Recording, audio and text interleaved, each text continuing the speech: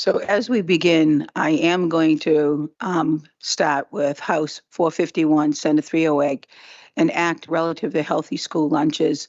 The person who is asked to testify has requested a Portuguese interpreter. My understanding in her conversations with the staff is that she understands English and speaks English, but it is important to her to give this testimony in Portuguese. We have worked very hard. You may know this committee is working very hard around the issue of interpretation, around the COT services, around how we're sharing information. In order to do this, we are going to ask the person who is testifying to speak in 3 or 4 sentences, to pause.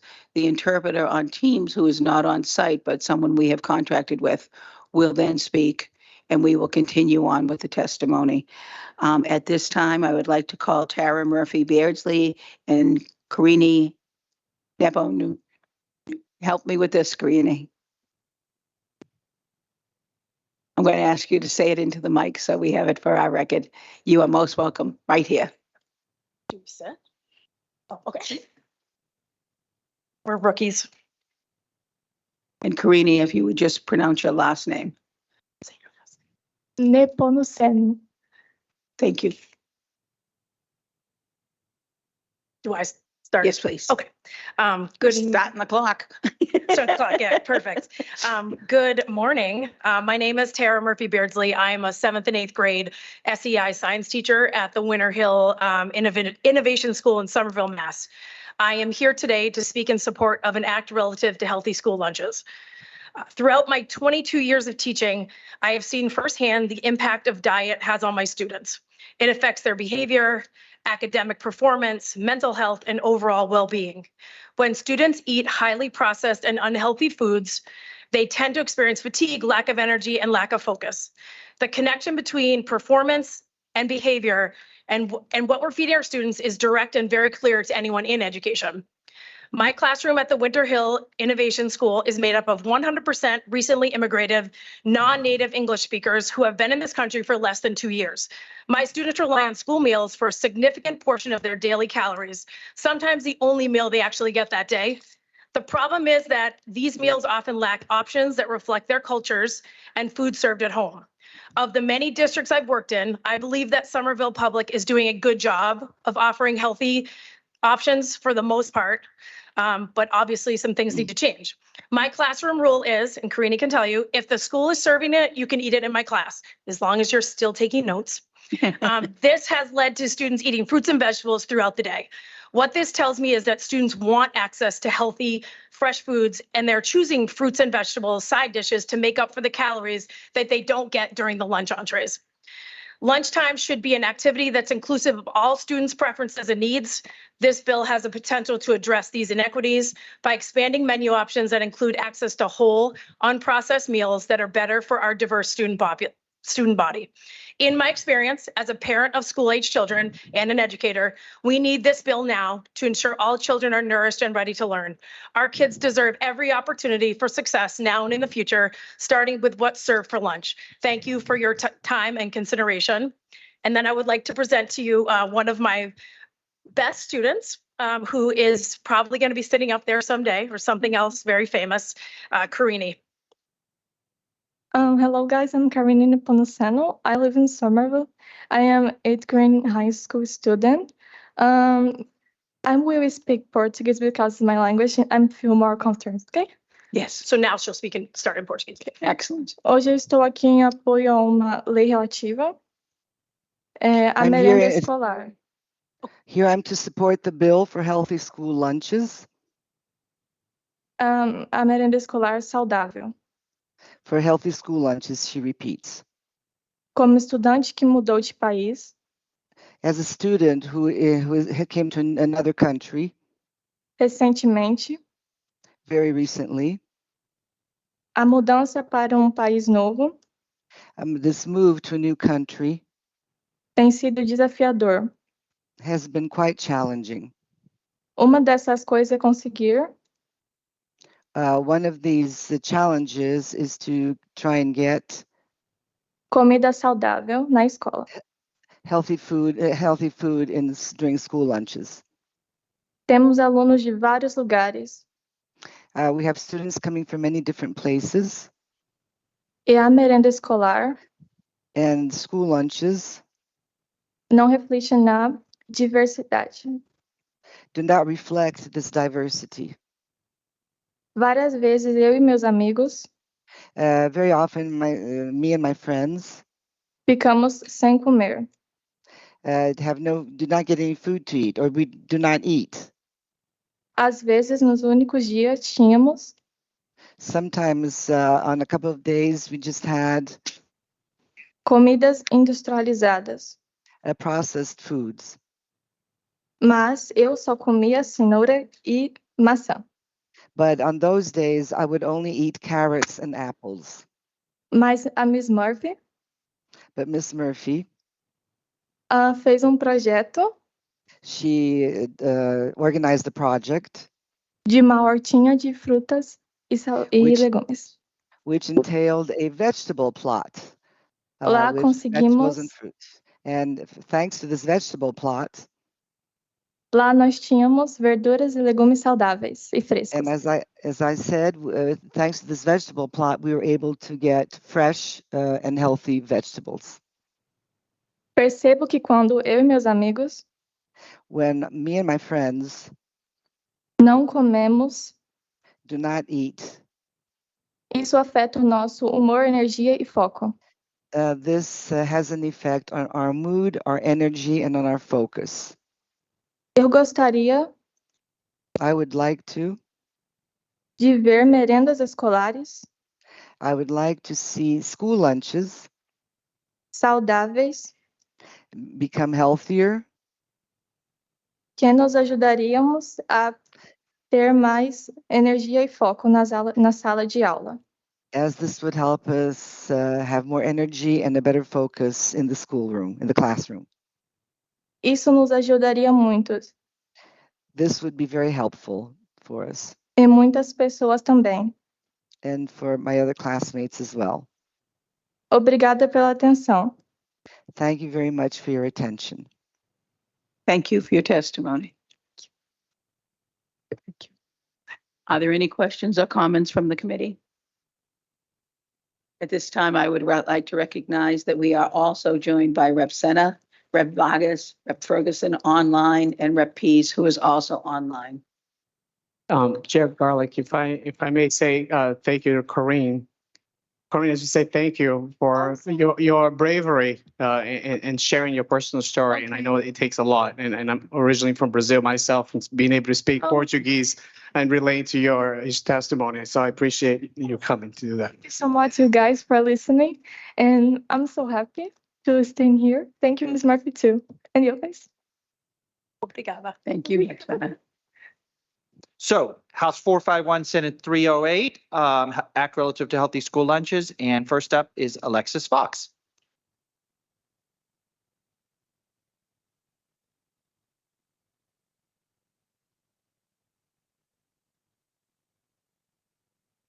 Good afternoon, Education Committee.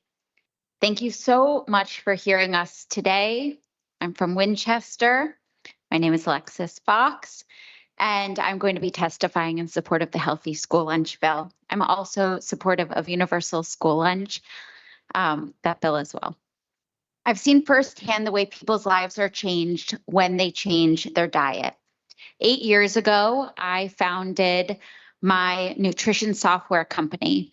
Our nutritionists and registered dietitians have developed healthy meal planning software to help families around the world eat better. Our apps have been used in 134 countries, and we hear stories daily about the radical ways in which people's lives improve when they start to eat healthier. Most importantly, I'm the mother of a lively, almost 4-year-old, and I hope that we can pass healthy school lunch before she starts school. For these reasons, I founded the Massachusetts Healthy School Lunch Coalition. Our goal is to nourish both the short-term and long-term health of our kids. 7 out of 10 American deaths are caused by chronic diseases such as heart disease, diabetes, obesity, and cancer. We've all lost someone to one of these diseases, and they can often be prevented through diet change. Due to the enormity of this problem in our country, there are many people in our coalition, including globally recognized experts, who are hoping that the legislature will take nutrition security for our kids seriously by passing the Healthy School Lunch Bill. They want the legislator to act to prevent chronic disease in our kids by showing them on a daily basis what healthy food looks like and by truly nourishing their bodies when they go to school. To that end, you've received written testimony in support of Healthy School Lunch from experts at Boston Children's Hospital, Harvard University, Boston University School of Public Health, Tufts Friedman School for Nutrition Science, which is one of the best in the country, as well as from registered dietitians, from small business owners who are concerned about the impact of rising costs because of the healthcare costs of their employees. And Warren Buffett called these healthcare costs the tapeworm of American business. Busy parents who rely on school food to nourish their kids, youth leaders, students, social workers, psychologists, and more. Like these stakeholders throughout the Commonwealth, I know that many on this committee are enthusiastically supportive of providing for-profit food service companies with statutory guidelines that reduce the amount of highly processed foods they're currently giving our kids, as well as reducing the amount of cholesterol and saturated fat that they're putting into the meals that they serve. Thank you. The work that we do now can prevent chronic disease in our kids long term and not only add more years to their life, but more life to their years. Great. Thank you very much. Question? All right. Thank you so much. Thank you. For testifying. Thank you for your leadership on this important issue. Thank you for your leadership. Dr. Kumara Siddhartha, welcome. And then next up will be Beth Farrow and then Rachel Dabek. Thank you, Senator Chair and the committee members. I am here to speak in support of an act relative to healthy school lunch. My name is Kumara Siddhartha. I am a practicing physician, board certified in internal medicine. I've been practicing in Hyannis, Massachusetts for 21 years, all in all 28 years of medical practice. Currently, I serve as the Chief Health Equity and Wellness Officer for Cape Cod Healthcare. And I'm a researcher and author. I wrote a textbook, co-authored a textbook on food systems and access to food and how that impacts health, as well as I was the principal investigator for a research that looked into vegetable prescriptions and having access to vegetables and how it actually can lower cholesterol and blood sugar and BMI, body weight. So that was the first randomized controlled trial in that regard in the country. So my practice over the past 28 years, I've been treating patients with nutritional protocols, and I found impact on that, positive impact in diabetes, heart disease, cholesterol, arthritis, in terms of one choosing food that is high in dietary fiber, low in cholesterol, low in processed contents, and high in nutrients such as antioxidants. So that's the parameters that are in this bill that is applicable. Medical evidence supports that. And what I found when I was dealing with these patients is that I was wishing that their health behaviors had changed much earlier in their years, because timing of health behavior change and place matters. It's easier to change behavior when you're younger than to teach a new behavior when you're an adult, as well as the place matters. As we all know, health behaviors are set in the places where we live, work, play, pray, and study. It's well known. The whole strategy of place-based health strategy is embraced by HHS and CDC. So it's well known that place matters and access matters. We all consume news and entertainment and food that is in front of us for the most part. And so access to healthier foods in schools helps us, because this can change the numbers. Like 1 in 4 kids, high school kids today, are overweight or obese. Heart disease, the earliest change in the arteries starts on an average at the age of 12. And these things can be reversed if we can start the healthier changes earlier on, as well as understanding that there are issues of healthcare spend involved in this. We know that Health Policy Commission is aiming for a healthcare spend rate of 3.1, and it's now gone beyond that benchmark, 4.3%. So because 85 cents of every healthcare dollar is spent is due to chronic diseases that are mostly related to food, this aligns with the Health Policy Commission's goals. It aligns with the state's health equity initiatives, because as we saw in the first duo who presented with the interpreter, health equity is a piece as well that can be impacted by this bill. So I encourage the committee to look into this and support this bill. Thank you. Great. Thank you very much. Thank you for sharing your expertise with us. We appreciate it. Questions? Yep, all set? Yep, I think we're all set. Thank you. All right, Beth Farrow. Welcome.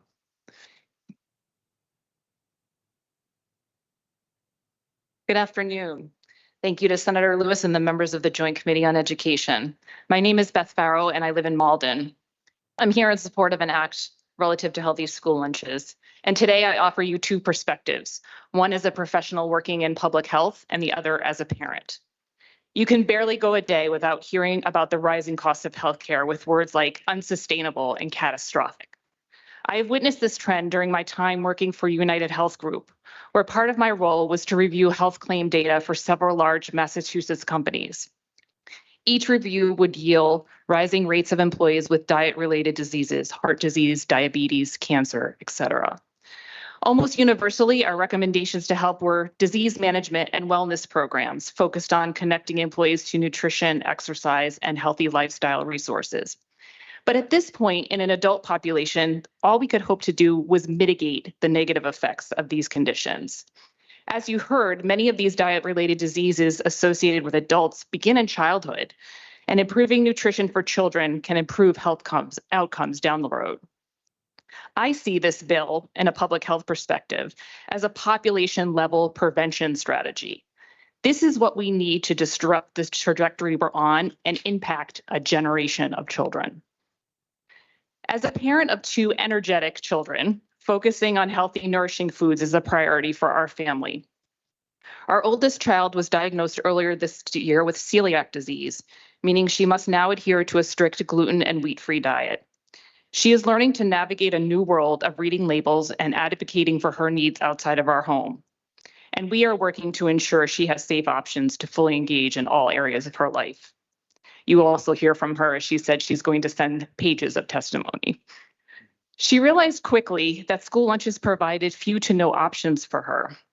I listened as she read out loud from the other room the menu: chicken tenders, mac and cheese, pancakes, chili cheese dogs. Mom, even if I wanted the salad that day, which was likely the safest option, the only thing it comes with to make it more filling is crackers, which she could not eat. We are privileged to be able to pack a lunch from home, and I know I can advocate for accommodation.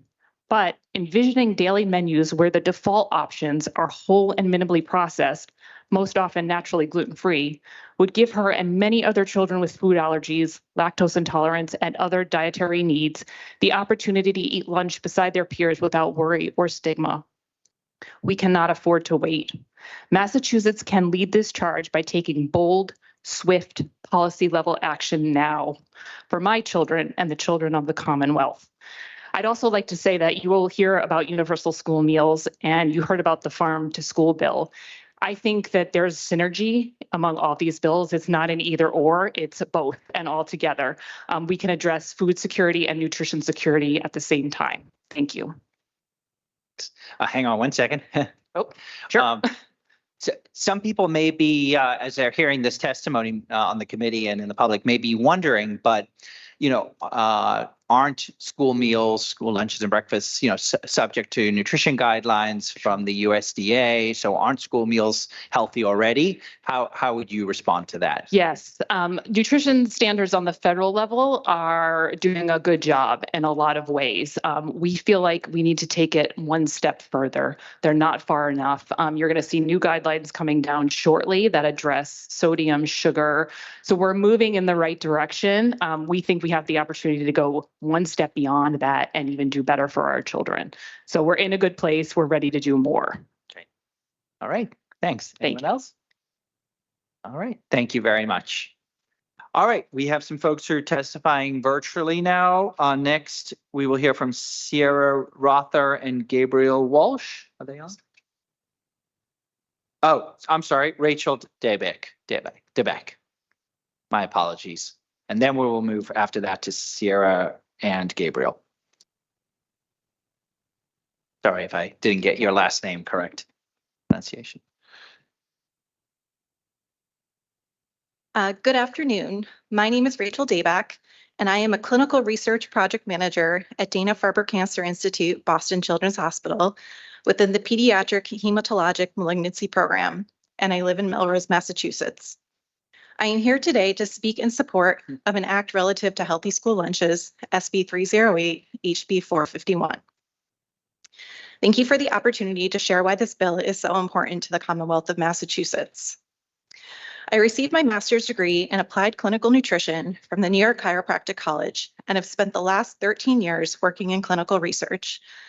In my current role at Dana-Farber Boston Children's and throughout my research career, I have managed multiple FDA-regulated phase 1 and 2 multi-center pediatric oncology clinical trials, as well as an international industry-sponsored infant nutrition trial, which offered free nutrient-dense formula to mothers who were unable to breastfeed. In many of the pediatric clinical trials at Dana-Farber, we offer an optional research survey to participating families that will help study doctors better understand how common stressors at home, such as difficulty putting food on the table, may impact participants and their child's cancer treatment. When these children return home and to school after their treatment, families who rely on school food should not bear the additional burden of worrying that their child's nutritional needs are not being met. Working in healthcare, it has become increasingly apparent that teaching children healthy eating habits can help mitigate the many negative effects that poor diet has in adulthood. As of today, 120 million Americans live with one or more chronic preventable lifestyle-related diseases. Conditions like heart disease, hypertension, type 2 diabetes, high cholesterol, and even some cancers like colorectal and breast cancer. 120 million is roughly 1 in 2 adults. This generation of children is the first in over 200 years to have a predicted life expectancy that is shorter than their parents, primarily related to diet. For a long time, food policy has rightly focused on the concept of providing food security. That is, getting food to people for whoever reason may lack adequate, consistent access to food. However, the types of foods made available by food security initiatives are often overlooked. Unhealthy foods that are made more available through these food security initiatives do not have the same impact as foods made available with nutrition security as the priority. I respectfully ask you to pass this bill for the Commonwealth of Massachusetts because a lifetime of healthy eating habits begins in childhood. We owe it to our children to provide foods that provide optimal nutrition. Thank you for your time and consideration. Great. Thank you so much. Thanks for sharing your expertise with us. Anyone else? I want to welcome Representative Ferguson. It's with us. Good to see you. Excellent. Go ahead. Thank you. All right. So now we are going to move virtually to Sierra Rother and Gabriel Walsh, and then we'll hear from Aaron Hennessy afterwards. Please go ahead. Hello. Can you hear me all right? Yes. Great, thank you. Hello, my name is Sierra Rother. I am a 3rd grade teacher in the Greenfield, Massachusetts School District, and I'm here today to speak in support of the Massachusetts Healthy School Lunch Bill. I have observed a clear connection between the behavior of my students and the quality of what they eat for lunch. It is evident when a student didn't have a sufficient meal. Mornings become slow moving and afternoons are filled with constant inquiries of when is snack? Lunch specifically is a significant factor in a student's success in the classroom after the meal. It is clear based on their ability to focus and their performance whether or not they had a quality lunch. I've seen children opt out of lunch when it's food they know will make them feel tired or ill afterwards. I've also seen children eat a lunch they know is unhealthy but do so because they have no choice.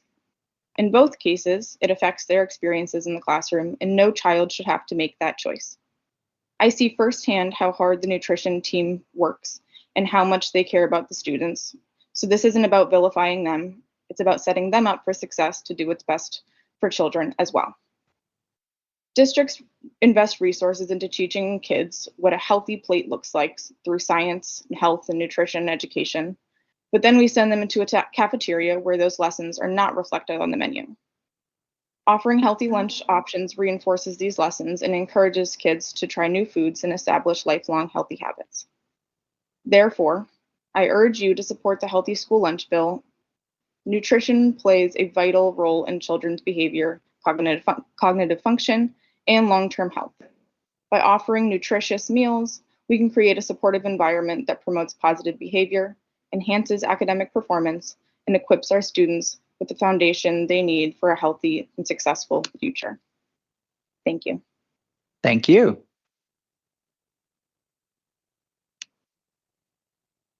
Gabriel Walsh, are you there? Hello. Hi. Hi. My name is Gabriel Walsh.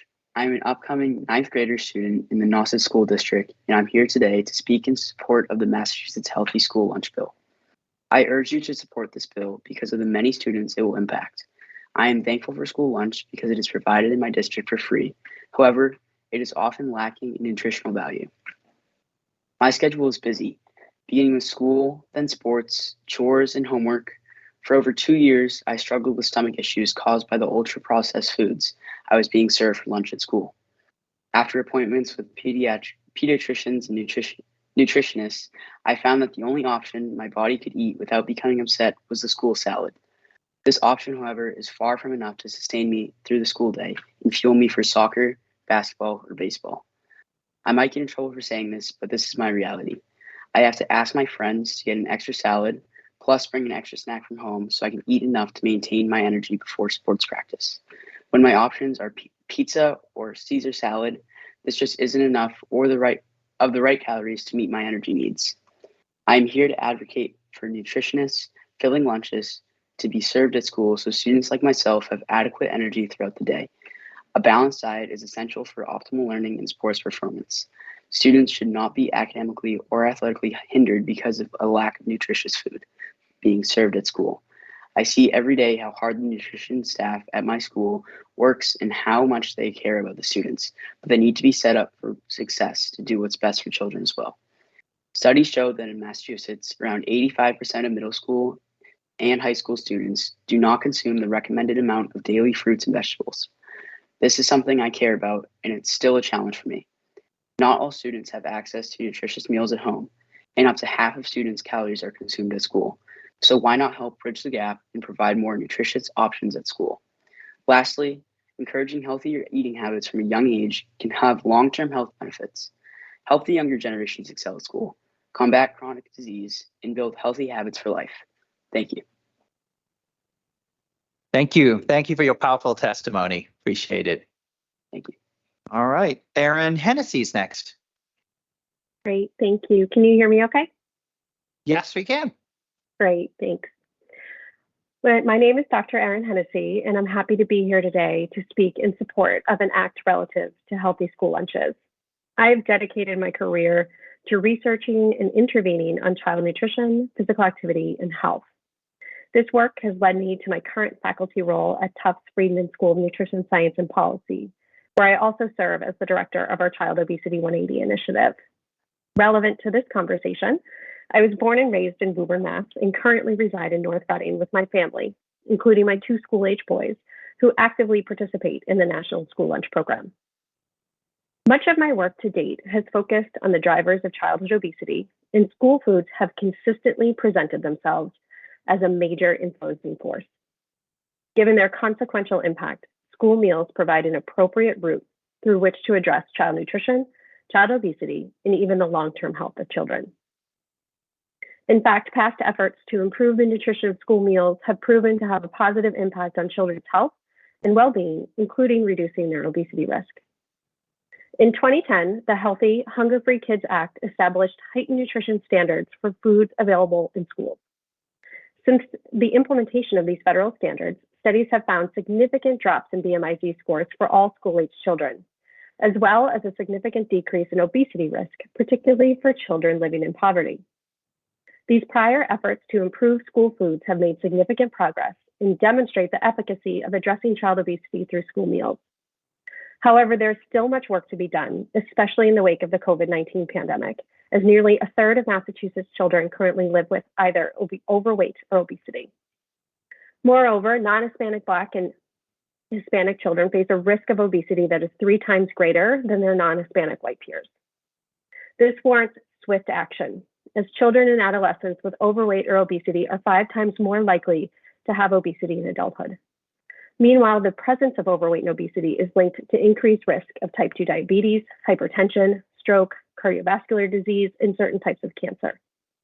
An act relative to healthy school lunches would effectively help reduce the risk and disparities of child obesity in Massachusetts by limiting the availability of ultra-processed foods, which have been shown to be associated with obesity risk.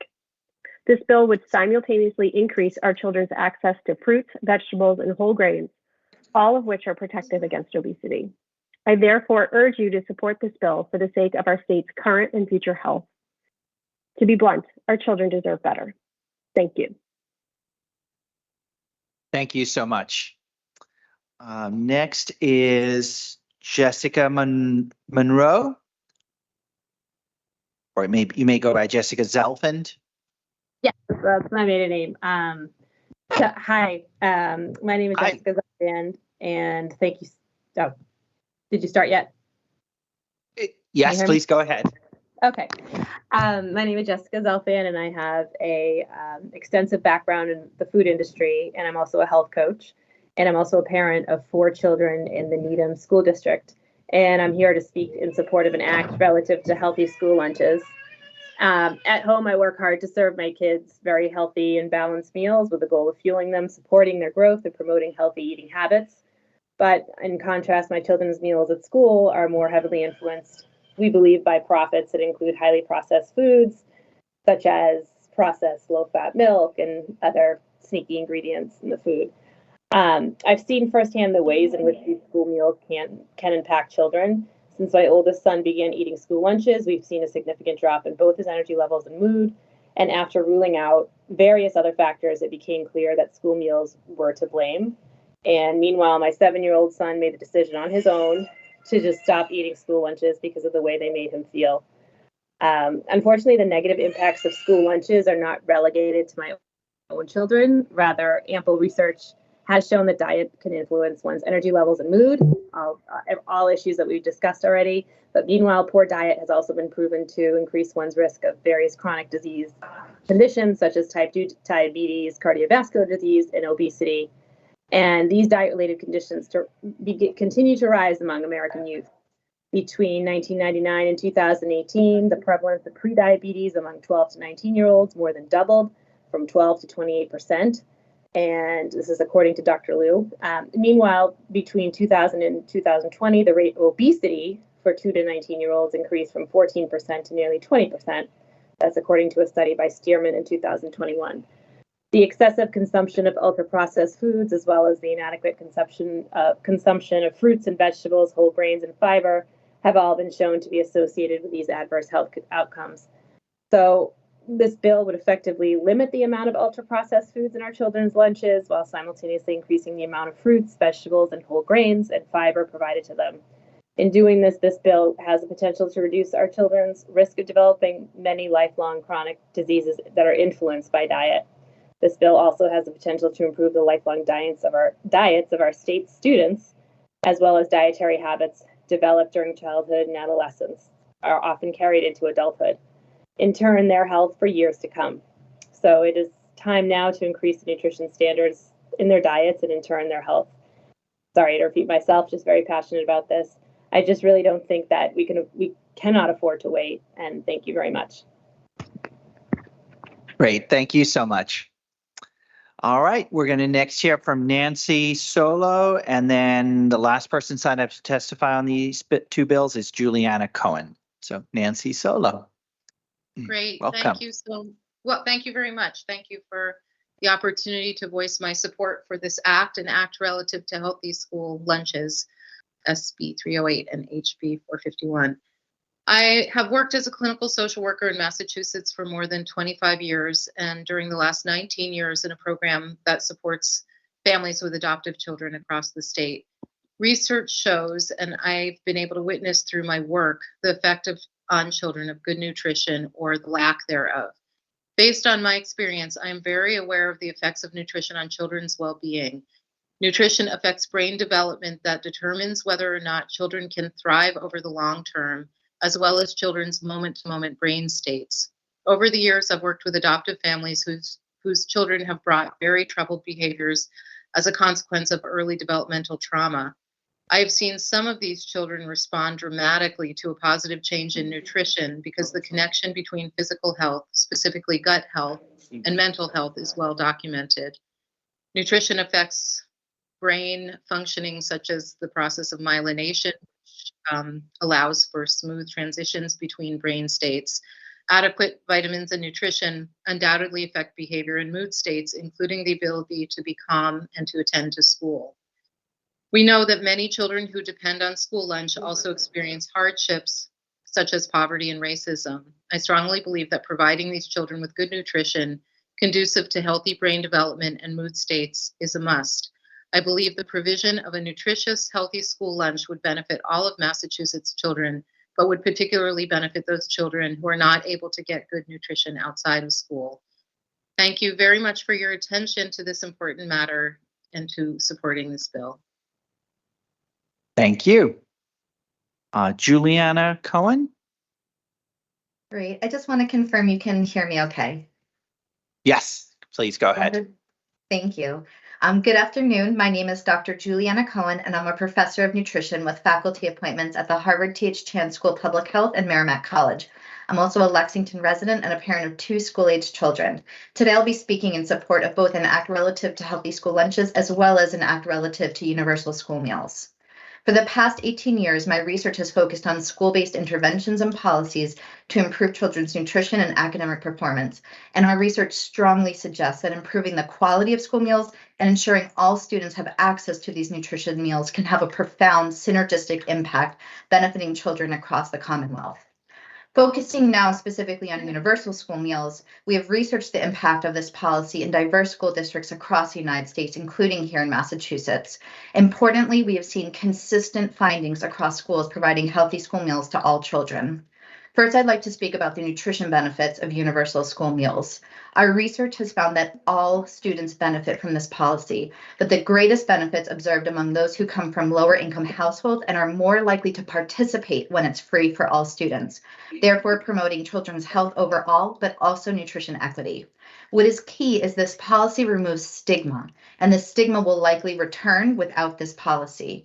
In fact, a recent study we conducted here in Massachusetts found that 42% of low-income families with children eligible for free meals reported their child would be less likely to eat a school meal next year if it was not free for all children due to stigma. Second, our research has found this policy is associated with improvements in both school attendance and academic performance. Once again, our research has found all students benefit from this policy, with the greatest benefits observed among those who come from low-income households. This is especially important as we continue to recover from the COVID-19 pandemic. I'd also like to address some common concerns, one of which is cost. In fact, our recent research has found that continued implementation of this universal free school meal policy would be associated with cost savings in Massachusetts of roughly $152 million annually in direct medical costs and productivity as these children who benefit from this policy become adults. Another common concern is whether children who are not currently eligible for free meals should receive them for free. It's important to remember that Massachusetts has one of the highest costs of living, and there are many food insecure households in Massachusetts who have not been eligible for free meals in the past. A recent study in Massachusetts found that roughly 2/3 of households who are near eligible for free reduced price meals and 1/3 of middle-class families reported their ability to have enough food for their household would be hurt if school meals were not free for all families. Lastly, our research has found the vast majority, 84% of families in Massachusetts across all income brackets reported they believe that school meals should be free for all students and strongly support this policy. Overall, our research has found that improving the nutritional quality of school meals, as well as universal school meals, are two of the most effective and sustainable school policies to promote both student nutrition and academic achievement. Thank you. Thank you so much. You did a great job bridging between the Healthy School Lunch Bill and the Universal School Meals Bill.